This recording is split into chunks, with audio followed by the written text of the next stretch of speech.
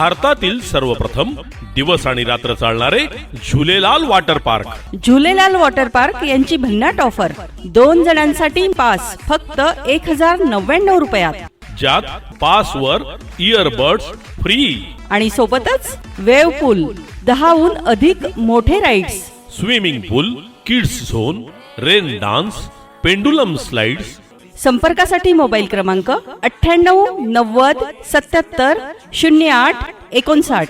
पत्ता लक्षात ठेवा, शिरसोली रोड, जैन फार्म जवळ, अनुभूती शाळेमागे, झुलेलाल वॉटर पार्क, जळगाव।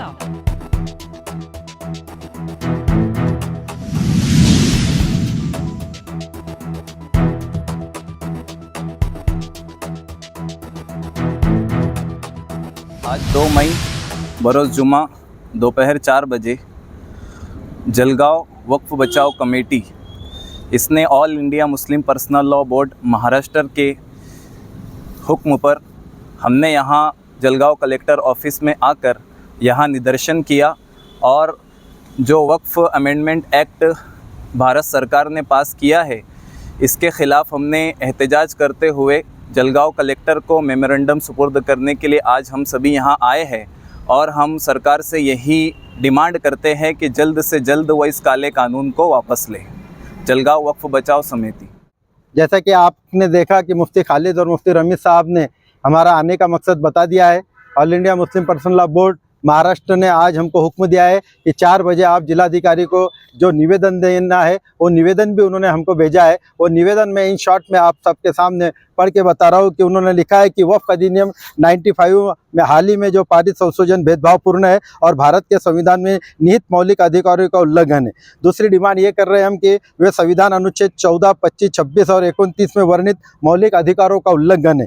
तीसरी ये है कि ये भेदभावपूर्ण है क्योंकि ये वक्फ संपत्तियों को दी गई सुरक्षा और संरक्षण को छीन लेता है, जबकि वही हिंदू, सिख, बौद्ध और ईसाई समुदाय को उपलब्ध है। 4 ये है कि यह धर्म के स्वतंत्र अभ्यास यानी अनुच्छेद 25 और अपने समय के धार्मिक संस्थानों की स्थापना प्रबंधन के अधिकार अनुच्छेद 26 और अनुच्छेद 29 के विरुद्ध है। 5वीं यह है हमारी डिमांड कि यह किसी मुस्लिम नागरिक की अपनी संपत्ति के वक्फ के रूप में दान करने की स्वतंत्रता का उल्लंघन करता है यदि वह कम से कम 5 वर्षों से मुस्लिम धर्म का पालन नहीं कर रहा है।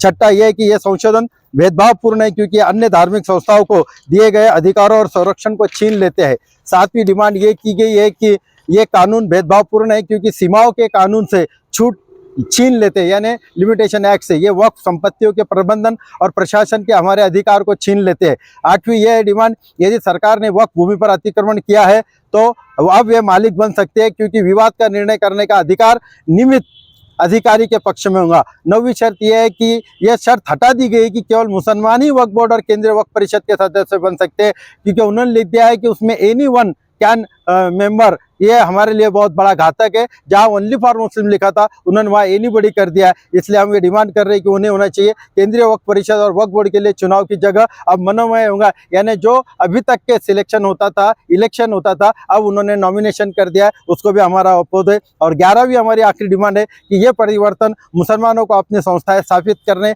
चलाने और प्रबंधित करने से वंचित कर रहे। इसलिए हम नीचे दस्तखत करने वाले बचाव समिति के सदस्य आपसे अनुरोध करते हैं कि लोकसभा राज्यसभा द्वारा पारित सभी विवादास्पद संशोधनों को निरस्त किया जाए और आशा है आप इस विनम्र अनुरोध पर विचार करेंगे। शुक्रिया। जलगांव वक्फ बचाओ समिति।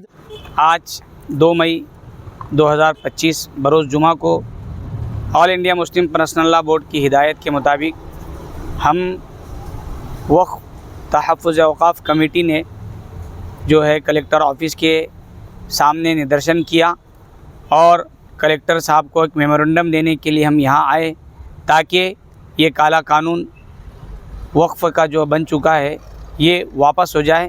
और जब तक ये काला कानून वापस नहीं होगा, Waqf Tahaffuz committee Jalgaon all India Muslim personal law board की हिदायत के मुताबिक इस मुल्क के कानून के दायरे में रहते हुए तमाम एहतजाज को जारी रखेंगे। मुफ्ती मोहम्मद खालिद, जलगांव।